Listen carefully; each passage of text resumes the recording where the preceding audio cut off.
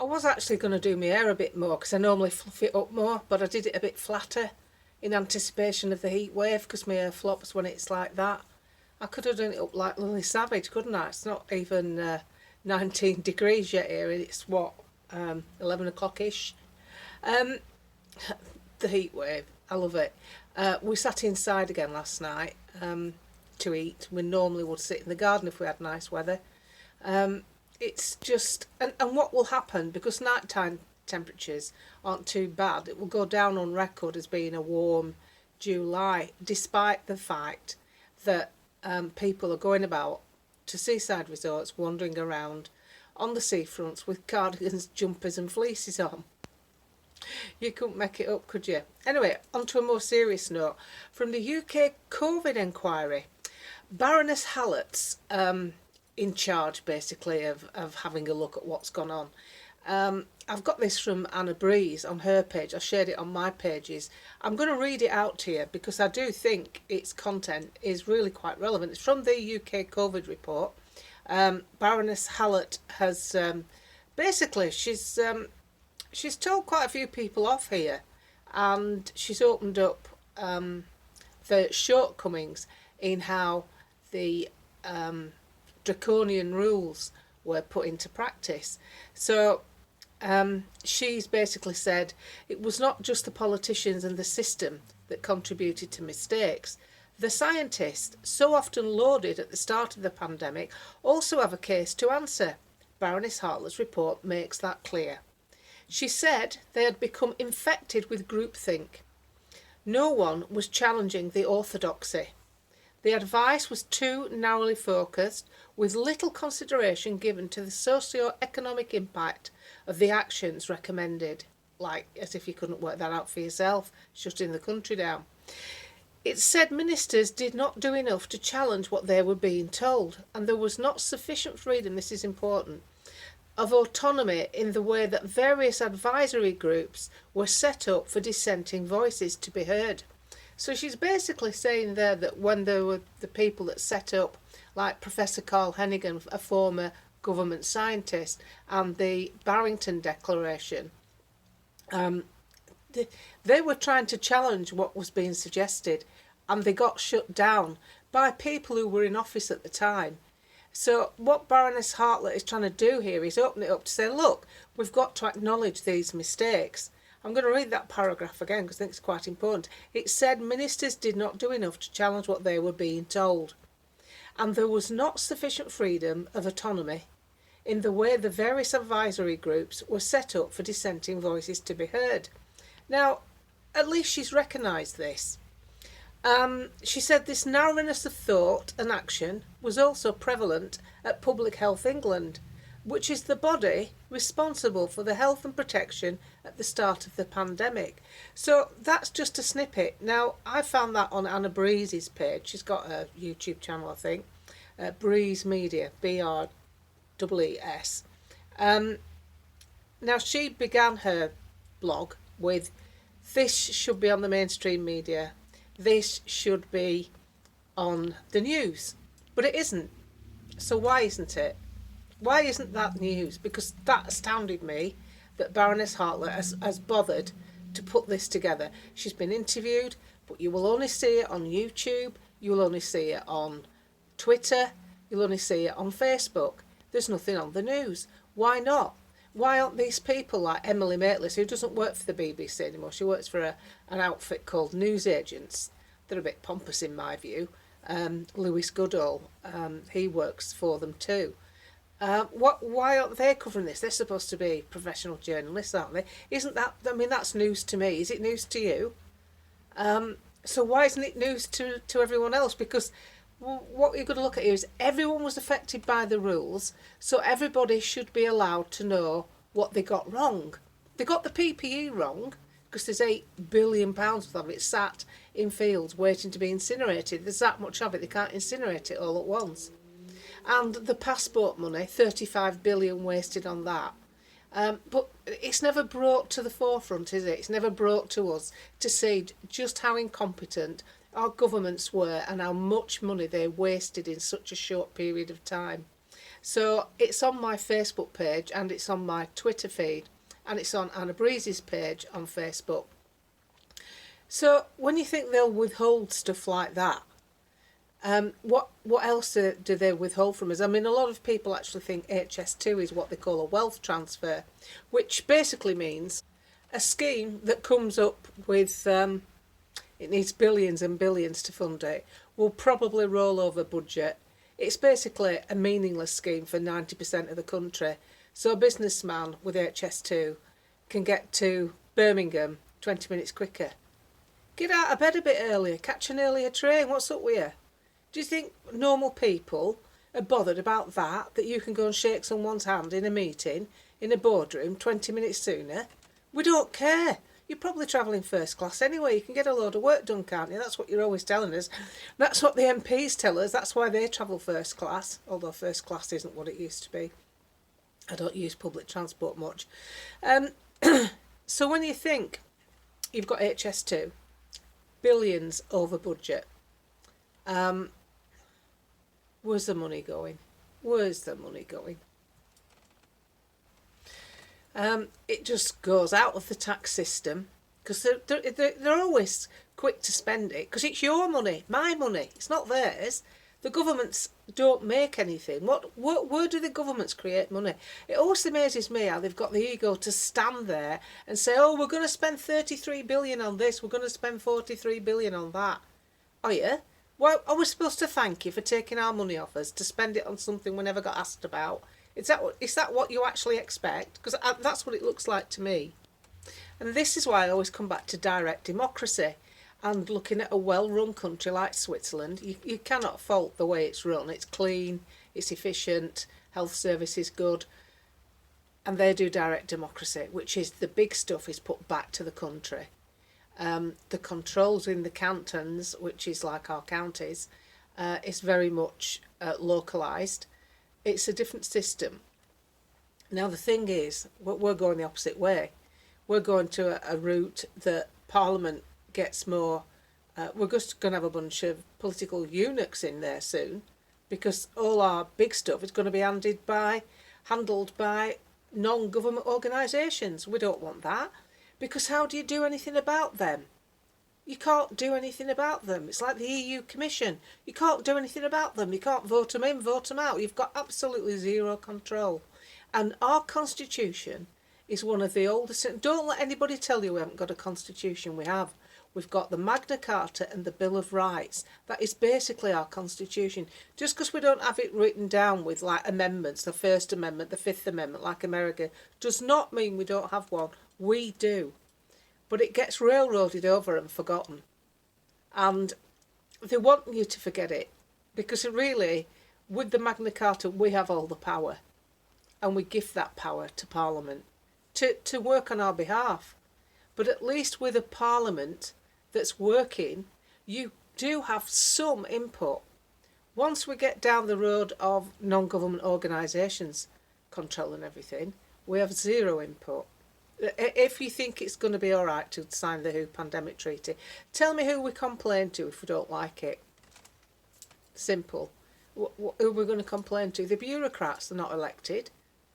You can't do anything. Can you do anything with your water companies or your energy suppliers? Do you get any clout with them? No. Why? Because you don't elect them.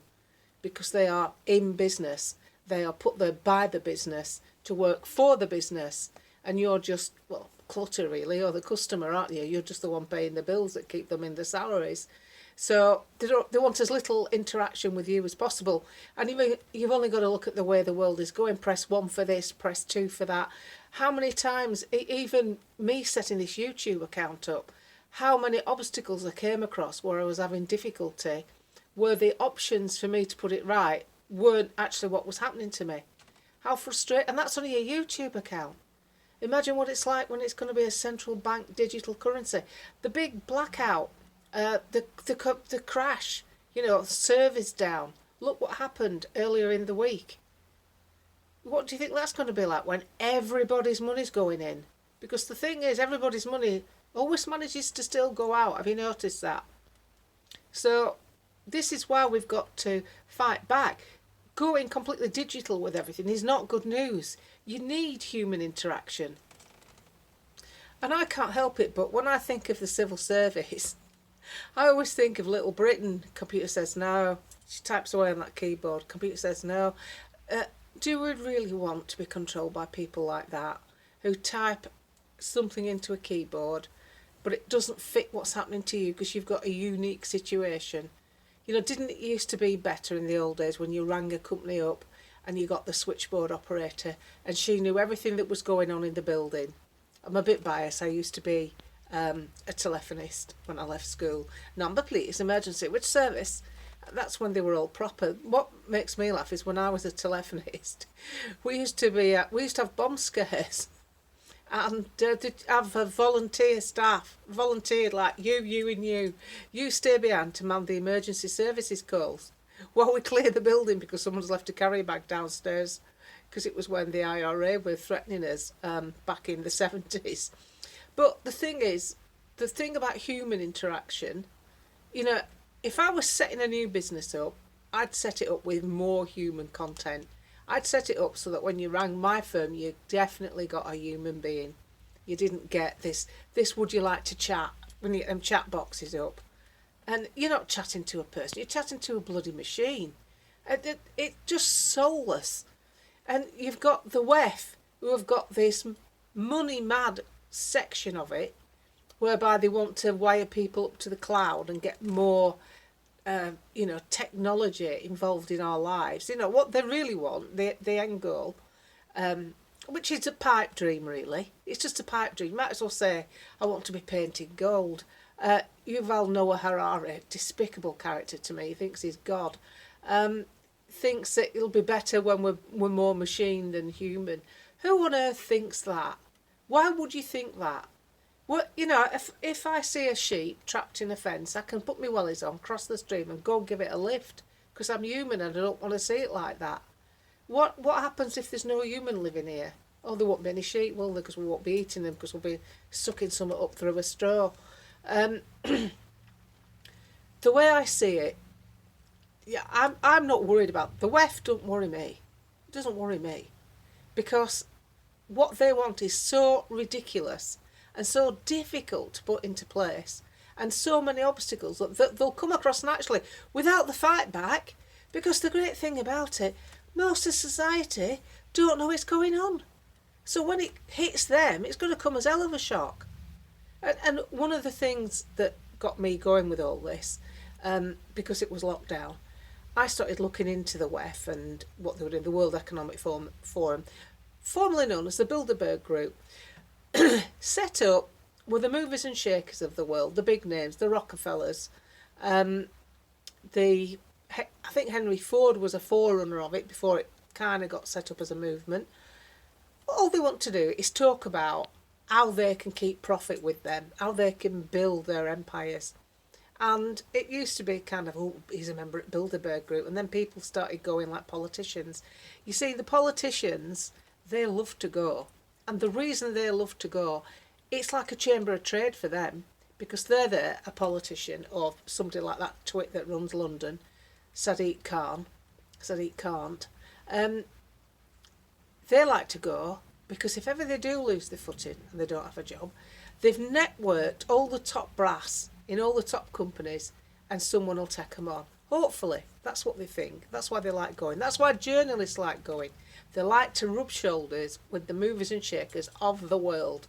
But they don't bother me, because most people, when they find out what the end agenda is with that crowd, they won't go for it. People aren't going to go for it. I got talking to someone who was quite involved there. It's a few months ago now. It's probably over 12 months ago. And I was talking about pets. And I said, well, you know, this world, you know, this you'll own nothing and be happy. This world, where do animal charities fit in? Like your donkey sanctuary. You know, the Gentle Barn. I don't know if you watch that on Facebook. God, that's like paradise.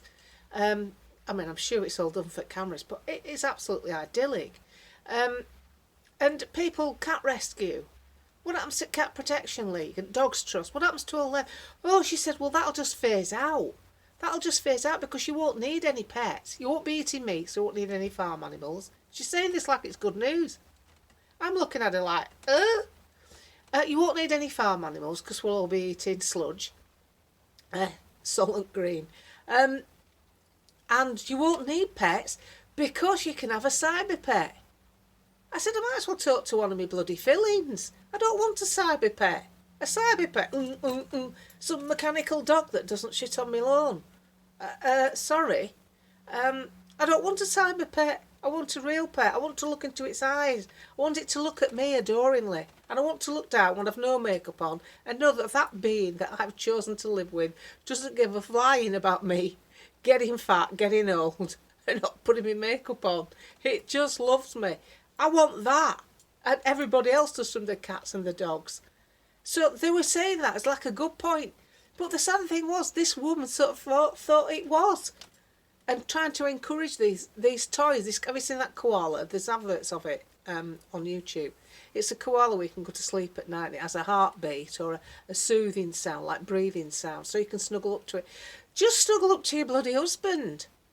Well, not mine, he snores. Or a dog. Or your sister.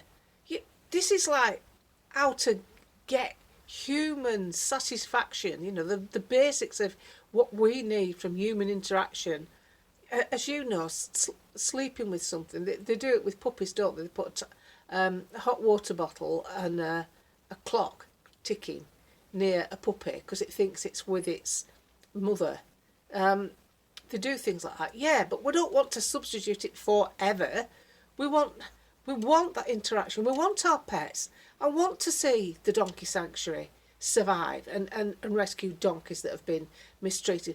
But what gets me with all that, they talk like this in the West, and yet the very donkeys I'm talking about saving are the donkeys they'll still be using to cart stuff out of bloody mines that we're mining for electric cars and batteries, and still be doing it in South America and China and different places. They'll still be having to use mules for stuff like that because the terrain is inaccessible in certain parts. So it's all right, all this like bravado, it's all going to be a better future, and they show you people wandering around happy in parks, in inner cities, and your takeaway food's going to be delivered by a drone. They'll be batting them out at air in Airhills, won't they? Airhills and Gipton in Leeds, where they've just had riots. Can you imagine trying to deliver a takeaway with a drone there?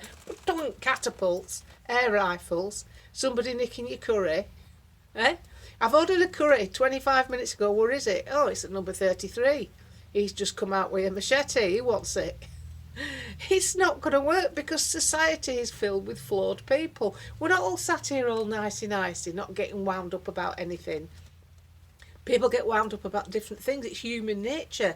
And we generally buzz along with each other just fine without the government's interfering. When I say without the government's interfering, let's go back to the riots in Hairhills as a typical example. It stems from government interference. It does. Whilst the effect on the ground is a load of useless bloody yobbos, basically, throwing stuff at each other because something's kicked off. It's only because minorities that don't get on with each other in their own countries and don't get on with each other within their own religions have been thrust together because of government intervention. Governments have decided to let them come and live there and give them social housing, and then they've all mixed together again. Because, you know, fractions of religion don't get on with each other. The same religion, different fractions of it, don't get on with each other. At different countries, Eritrea and Somalia, they generally don't get on with each other. And then they're all thrust into a neighbourhood. So it's going to bubble up. It's going to, because of bad planning. We're back to the government. The individual disturbance is the end result of bad planning. And bad planning comes usually with bad management of immigration. Immigration is a good thing if it's managed well.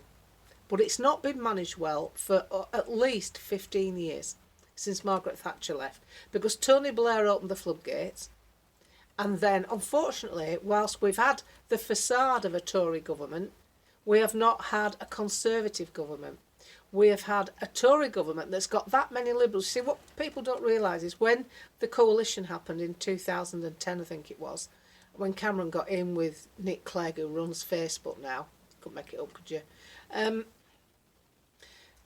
when they were in power together, a lot of Liberals liked being in power. They liked it.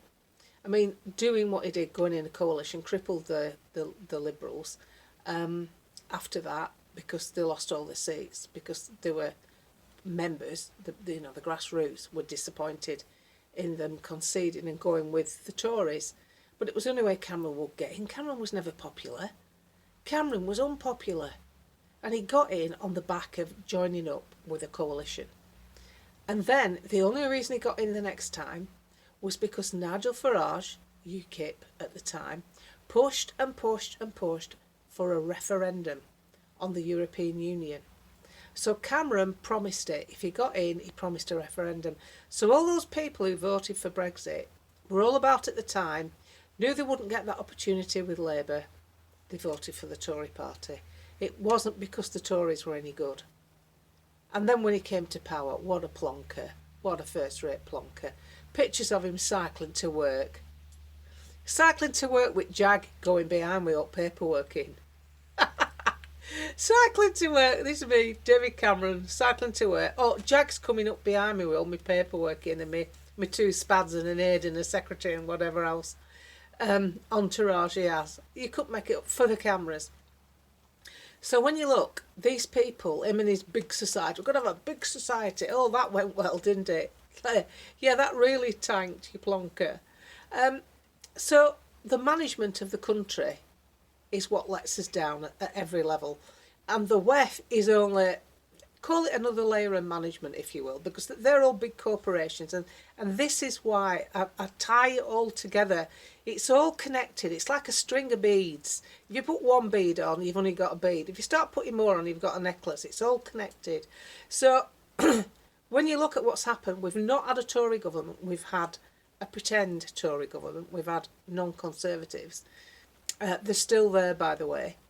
And then years of trying to be a bit like Labour, introducing more socialist policies. That's what the big society was. It was socialism. So you start getting what you voted for diluted, but you're busy getting on with your life. You're going to shops and doing your shopping and washing your football kit for your son and going to watch him play at the weekend and going to your job and going to visit your mother. You're getting on with your life. And that's how you should be. You shouldn't have to be concentrating on politics.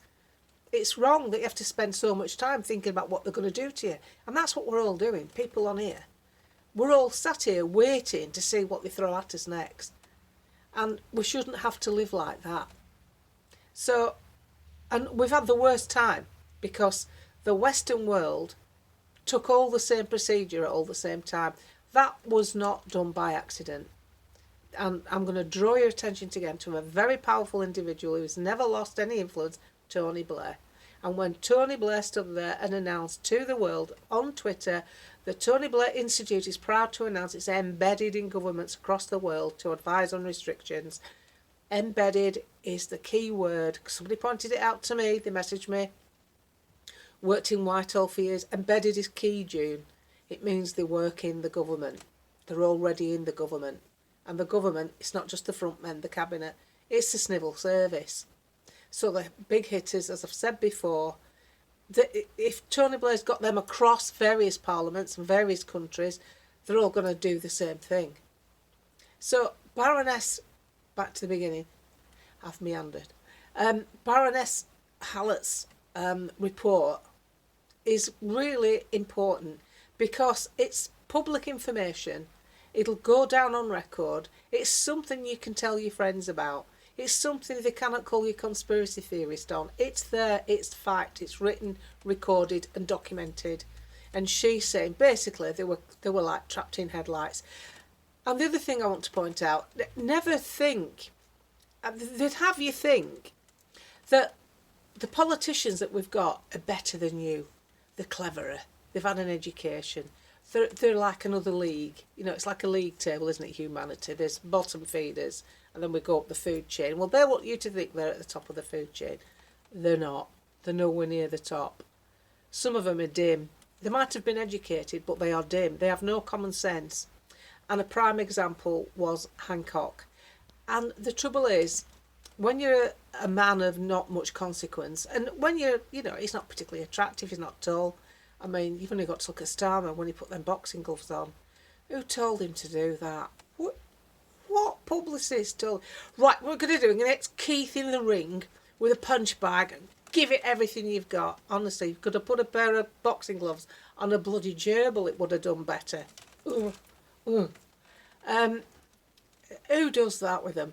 So you've got these lacklustre characters, and they are lacklustre, aren't they? Come on, Ed Miliband, David Miller, they're not exciting characters, are they? You watch something like Yellowstone and you see how he runs his ranch in Yellowstone, Kevin Costner. Oh, mind you, I do have a thing for Kevin Costner.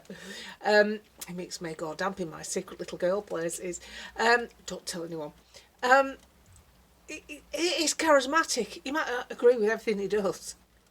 Pushing ex-employees off a cliff. But there's something about the man, isn't there? The life force of the man. There's something strong about him. And with nobody like that in Parliament. Nobody. They're all wet. The kids that would have got beaten up at school, aren't they, really? They're like, Hancock. Come on. And then he wanted to make a media career, didn't he?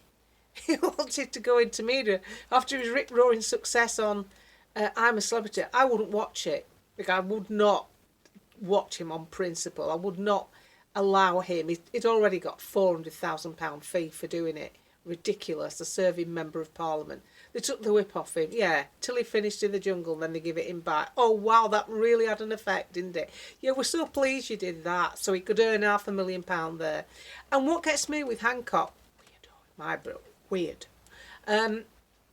He's still turning around saying that whilst you were all locked down and getting your weddings cancelled, you couldn't hug your mother at your father's funeral. You couldn't sit next to her, to sit 3 feet apart. While all that was going on, he's groping and swapping spit with Gina in work, where he brought her in as an advisor.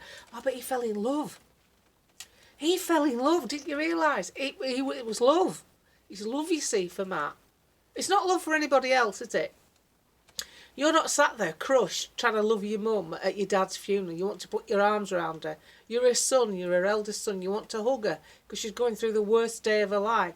And you can't because of that twit in Parliament, that twit in the Cabinet who said you can't. And then this report comes out. Please look at it. It's on my Facebook page, Anna Breeze's Facebook page. She put it out first. And just read it, because it's good to read. It's good to read that someone somewhere has seen the mess that they created. The other thing you ought to treat yourself to is Google Isabel Oakeshott WhatsApp message leaks.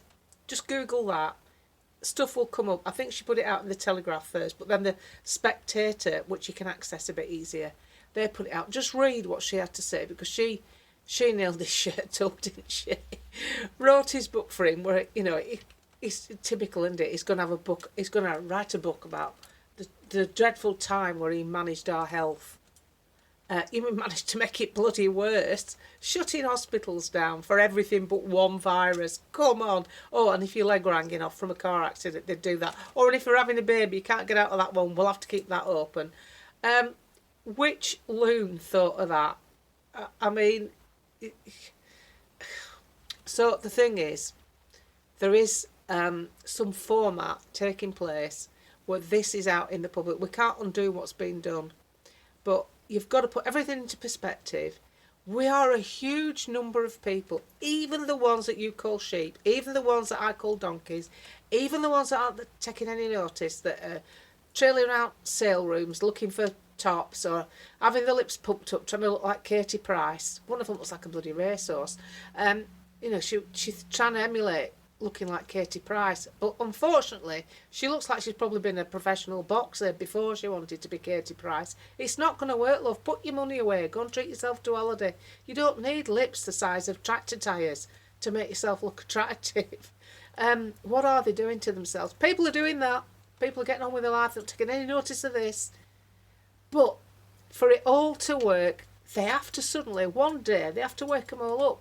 They have to be part of it. And they won't be. Because just like they're not taking any notice of this, they're not going to take any notice of that. It's not going to happen. They can't do it. They've jumped too soon. They wanted this one world control thing setting up, and they've jumped too soon. The inquiry is already picking holes in what's gone on. People won't trust them. You only get one chance to make a first impression. So they've made the worst one they could have done, because you only get one chance for people to be so afraid they'll believe what the government tells. So many people, even those that don't fight, do not trust the government anymore on any front, on anything. We don't trust them with council taxes and stuff like that. We don't trust, that's all part of government. We know that already. We don't trust them with HS2, potholes in the road. They've broken down our trust with that. But the big one is they've attacked family life from every aspect. The way they behave with kids and shutting schools, the people incarcerated in their old people's homes, even people that wanted to take them out and bring them home to look after them. What is wrong with that? What is wrong with wanting to put a loved one in a more loving environment? That isn't about health and safety. That's about stupid people making stupid rules that don't work. Unfortunately, it's coming out. So all these families that you're not necessarily seeing and you're not speaking to have all had something happen to them. They've either had to wait for an operation, they've lost a loved one in a care home, they've got the cancer treatment delayed, they've lost people to the rollout, they've got injuries through the rollout, they've got repeated infections. Everybody's having something happening to them. So the chances of a government coming out with another carte blanche, even if it's fire the who, and everybody taking notice of it, I think is pretty slim. Pretty slim. So I don't sit here, and the reason I do these videos, I'm going on a bit now, aren't I? The reason I do these videos is I don't want to see people wasting one more second of their life worrying what these clowns in Westminster are going to do. Or beyond Westminster, the bureaucrats. It's really not worth stressing, because we don't know how long we get on this planet. And I've probably said it to you before, I had a shed load of people worried about Brexit. They were worry about, not sleeping at night, worried about the grandkids, what sort of future they were going to have. And some of those people died before Brexit, just for normal stuff. One got killed. Heart attack, cancer. They died. All that stuff they were worried about was never going to be one of their problems. And you've enough on your plate. Concentrate, start from within. Start from within how you feel about yourself that day, and try and build on it. And if you're feeling down, do something that makes you feel better. I can't stress enough that you should not be sat there trapped in headlights waiting for them to do something else to you, because there's so much going on that we're not going to like, but we have the facility to share information about it, and it isn't worth worrying about, because something else will crop up in your life that you didn't expect to have. I know, because I've seen it with that many people. Don't waste one precious day worrying about those noggins in Parliament, in non-government organisations that are still ferreting about, trying to come up with batshit crazy ideas to keep control of us. They'll never control us. We're all so different.